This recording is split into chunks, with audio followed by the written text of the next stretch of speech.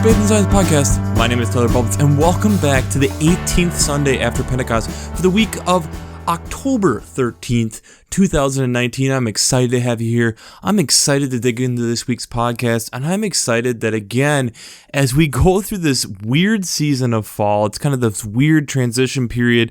I know here in the upper Midwest, I've actually even gotten snow this last week that's now melted as we kind of go through this beautiful fall season that we were having, and having some snow thrown into the mix makes things all the more weird and interesting, and again gets us the opportunity to see and understand and contemplate the beauty of God's creation as we are in this place in which He has given us, and gives us this time to think about kind of our own transition as we are transitioning into the new year, as we are transitioning into the beginning of fall, the mid-fall, and as we've already had school starting and transitioning to what is the year going to bring. It's this constant transition that I feel like we are rolling through here through September and October. And I think it gives us this opportunity, again, like we've talked about, reflecting and thinking about a little deeper level. What does this all mean? What is this all coming to?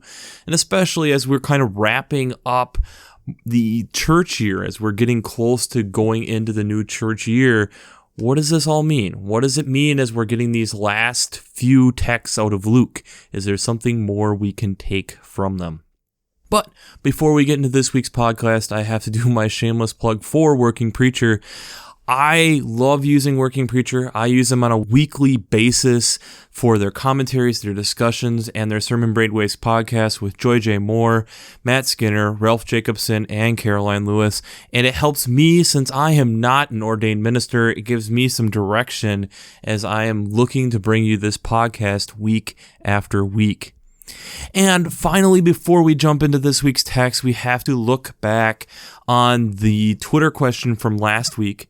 And last week's Twitter question was, how can you use your faith more in your daily life? And I think that's really a challenge when we really get down to it, is how do we figure out not only to be a light to others around us, but how do we then show that love, and how do we make it a regular part of our lives?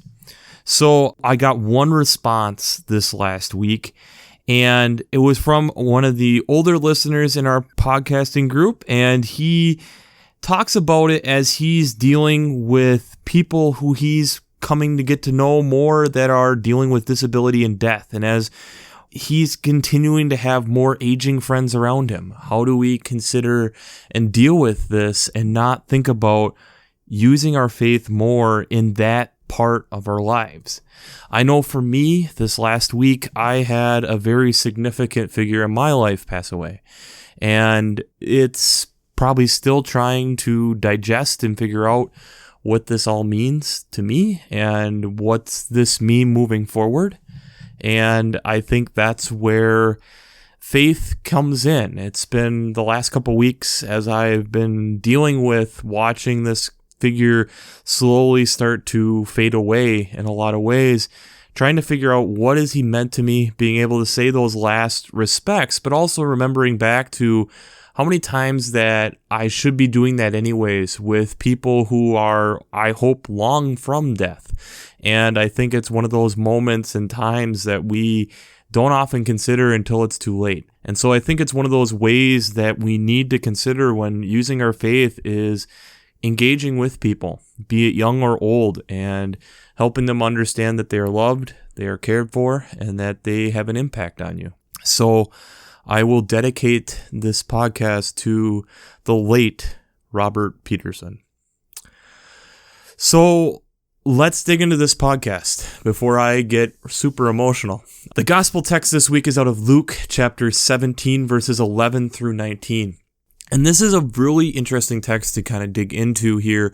Jesus is in enemy territory, if you want to put it that way, between Samaria and Galilee. He has this group of lepers come up to him. They're called to him, and Jesus, Master, have mercy on them. And he says, go and see the high priest, and they will make you clean.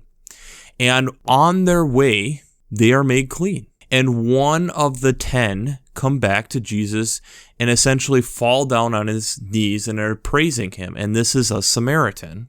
Jesus makes the comment, weren't there 9 others who were healed? And yet the only one that comes back is this foreigner. And he then tells him to get up, go on your way. Your faith has made you well. One of the things that I found really interesting with this text is Jesus gives a command of go to see the high priest, which was in that time and at that place, that was kind of your re-entrance into society. Yet you have this community that has come from a very mixed background, we would assume, of just that we're collectively putting these groups of people because they are lepers together. And yet, I would argue in a way that this Samaritan has now disobeyed what God told him to do. He tells him to go to the priest. It never states that he gets there. He's on the way and turns around and gives praise to God. Now, we don't know what the others were doing. Were they just praising God? Or did this Samaritan eventually go to the priest? But I think it's an interesting narrative to look at. But I think it's the idea, the concept of that you have this mixed community, if you want to put it that way, and the thanks and gratitude that comes from it, but also the healing is really important. The first reading this week then is from 2 Kings chapter 5, verses 1 through 3 and 7 through 15c. And this is where we get this great story of Naaman. Naaman is this great commander, great leader who happens to have leprosy, and is an opponent to the Israelites. And he has taken this young girl captive and essentially made her his wife. She then says, if you only were able to talk to one of the prophets and talk to my Lord, like we had in Samaria. So he goes and essentially is communicating with these. The king of Israel does not want anything to do with this guy, but Elisha says, sure, let me deal with him. And so when they come, Elisha tells him to go and wash in the Jordan 7 times and he will be restored and be made clean. And Naaman gets angry at this. He's expecting some type of show, some type of production, and yet it's, why can't I then use the waters back home on where I came from? Why do I have to come all the way here to do this? And one of his servants with him essentially says, if this was difficult, would you have not done it? Because it's so easy, because it's something so simplistic, you're now saying that you don't want to do it. And then he goes and decides, yeah, I might as well do this, and does what he's told, and he is washed clean. And he's quoted here at the end of verse 15. Now I know there is no God in all the earth except in Israel. Please accept a present from your servant. And I think this story gets into an interesting part of the whole human community, whole human psyche, if you want to put it that way, of we love digging into challenging things. But when something is easy, it's sometimes really easy for us to put it off or for us to dismiss it as something that we shouldn't do because it's too easy to do this. We like the difficult, we like the hard, and I think at times that is kind of speaking into the story of Naaman and gives an interesting light to the human part of us.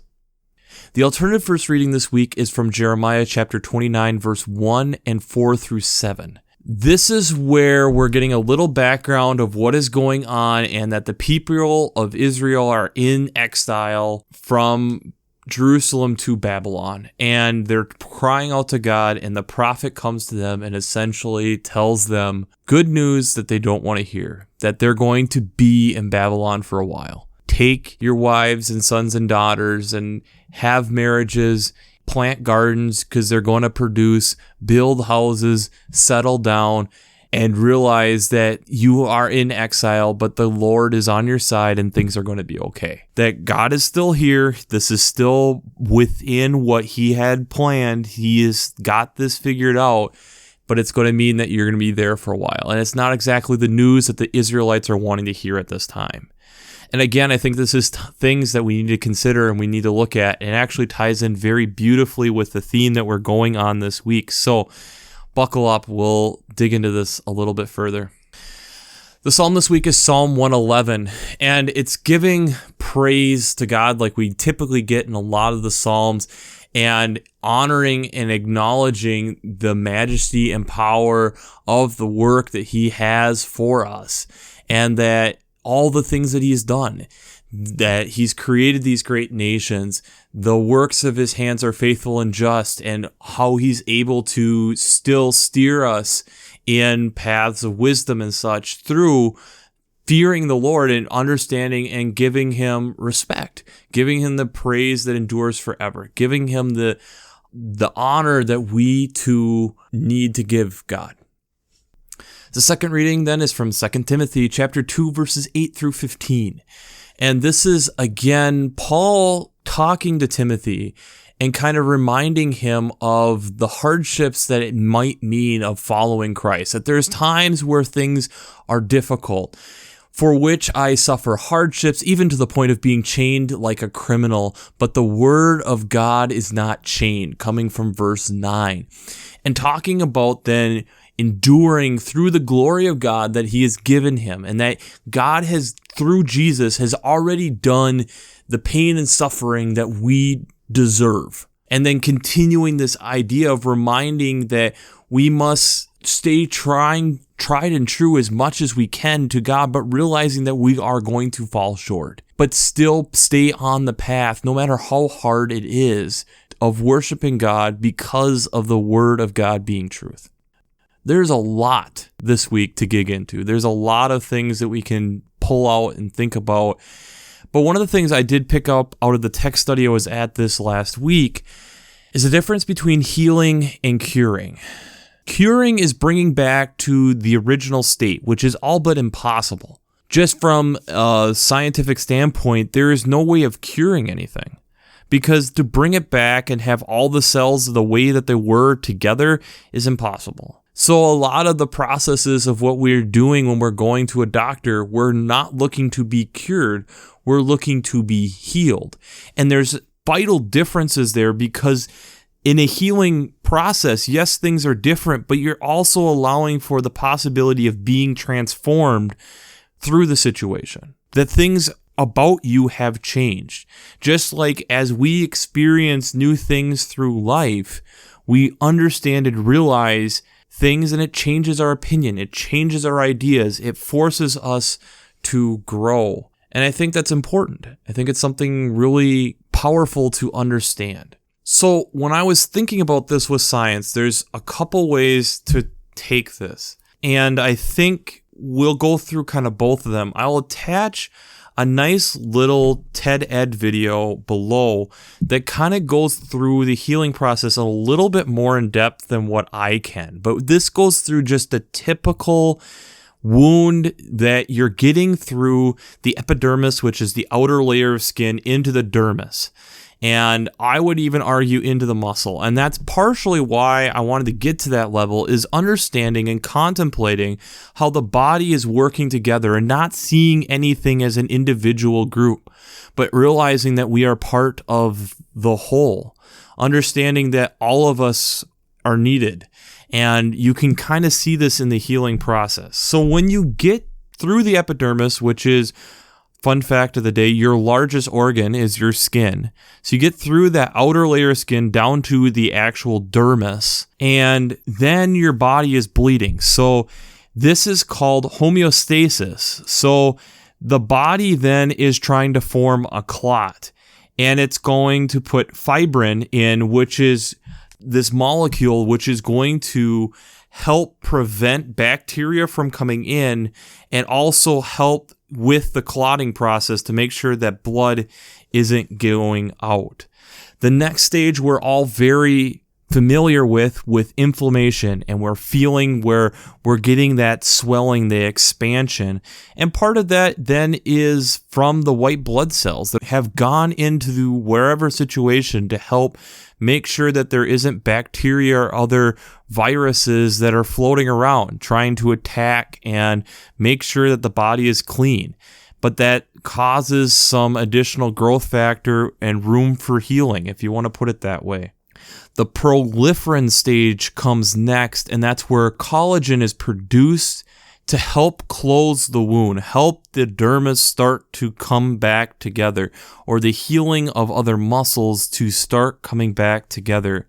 And that's where we finally get the remodeling at the end, where the collagen is rearranged to help strengthen as best that it can. We get where the skin is starting to be strengthened, and it will only get back to 50 to 80% of what it was before. That's often where we get scars and marks on our bodies, or as many of us will look at like battle scars, stories of our lives being put on the skin.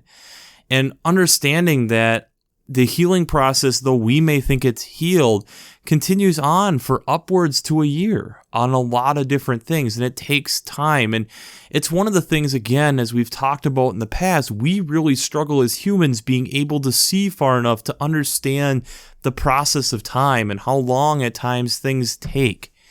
And I know for me as a younger person, there's been times where I have started to understand the power of modification, the power of sometimes the original in your body, that you're going to get additional marks and scrapes and scars that help tell the story. And it may not look the same as it did before, but it also tells a story and can help engage people in a communication and a learning experience from that. But as I thought about this more, and I know that I do a lot of environmental science on this, I think it also led well to looking at it from that perspective. I know I've talked about in the past that I worked in St. Croix State Park in the summer of 2012, which was the year after a major blowdown at St. Croix State Park. And so now as we're getting closer to that 10-year mark, and we've talked about before how when that happened, it allowed for new ideas and new progression within the park. And it meant for new life. But it also means that, yes, there is healing that is happening, but there's also a point of healing and understanding also what was lost. So understanding that the community in which was happening was changing. So one of the things that I can say with being there a year after was there were still parts of that park that looked very alien as they were helping remove the dead trees to prevent major fires later. And you get this open areas where suddenly you can see down to the bare dirt, and there's next to no trees, and there's very little foliage around. And now as I go back nearly 10 years after when this event happened, that isn't the case anymore. There is new life that is there, and thus the healing has begun as new species come back into the forest. Birds start coming back. You start having small mammals come back. You might even see occasionally a bear walking through an area like that, or deer that wouldn't have been using that area right after the storm. There was just no coverage. It wasn't a good place to be. But yet there's also a change in that ecosystem, and realizing that they may have lost birds that are looking for an old growth forest of pines. If the pines are gone and they're only a few feet tall, they're not going to be there anymore.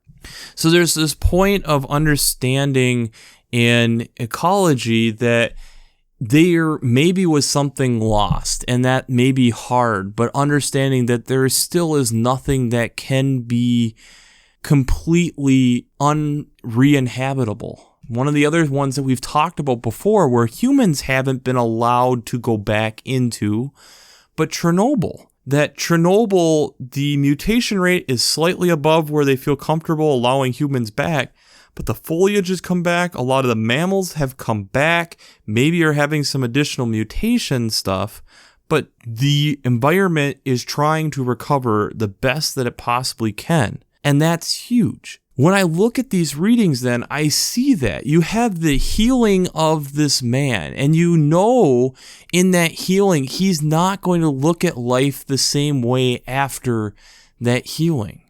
You see Naaman, who has this challenge to Elisha of why can't you do something difficult? Why can't you have some show, some production to show how great I am? This is too simple. But yet when the change happens, he understands how powerful that change is. The Jeremiah reading, the news that sometimes, like a major storm, comes through and changes things drastically.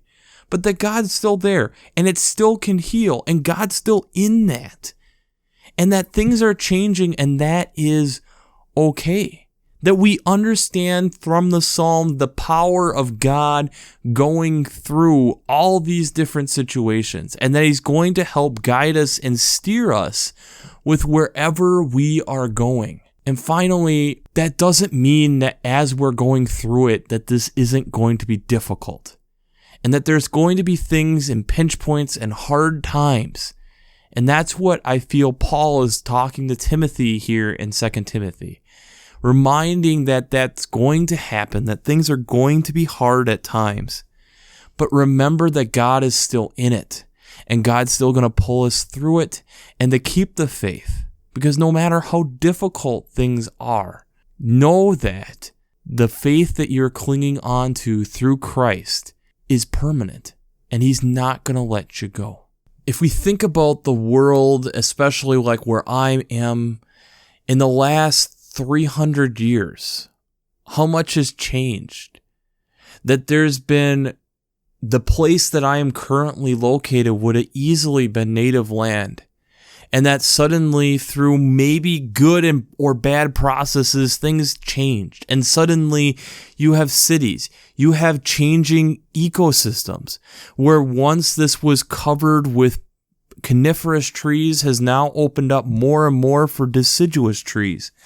And we're having more and more farming in this area that wouldn't have been as many open areas as there are now. And you can take anywhere within the U.S., within the world, and how much has changed in the last 300 years. Contemplate that. Think about that.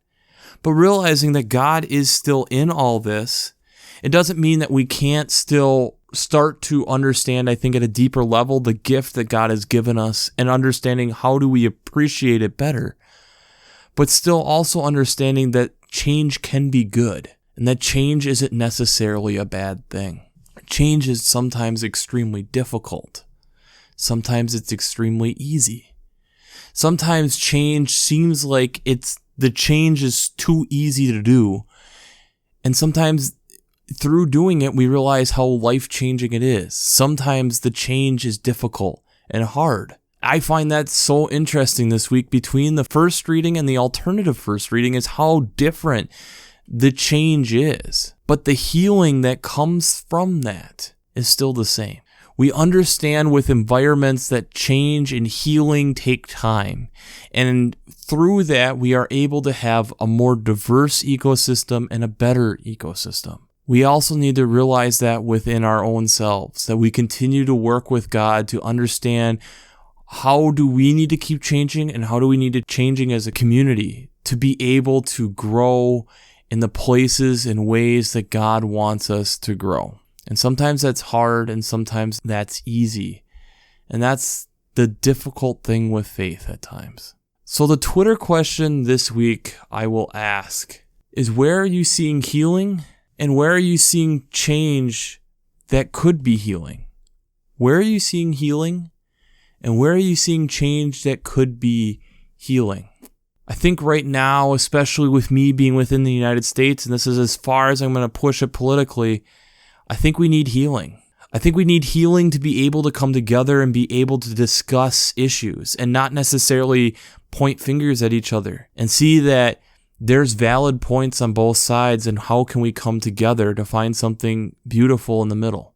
Sometimes it's going to mean making changes for both sides, and I think it's a good thing. But we can see in environments around us that pine trees aren't dominant all across the U.S. that it leads to prairies, it leads to oaks and maples and birches and poplars and aspens and all these different types of trees. It opens up for various different types of flowers, various different types of animals and mammals and birds. And it's because of the diversity that we have, the diversity of ecosystems and the healing of ecosystems, that we realize how great and amazing this world, our countries are. It gives us the desire as humans to explore other places, to see these great things. And it's through the healing that we understand that life in the diversity of it is fantastic. Sometimes we are associated with communities based off of who we are around, if it's fair to us or not. And sometimes it also gives us the opportunity to see beyond different borders that sometimes we ourselves draw. But I challenge us as we go forward to look at communities and start seeing all of us involved in communities instead of pushing some out.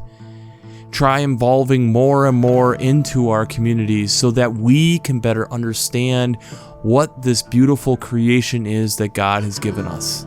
Because one of the things that I can say easily from looking at different ecosystems is the transition to a new ecosystem, from a prairie to a forest to a lake to a river, is seamless as it possibly can be. And I can tell you from experience, it's very seamless. Let the healing begin. So, we'll wrap this up as we always do. I pray God blesses you through your faith and amazes you through science.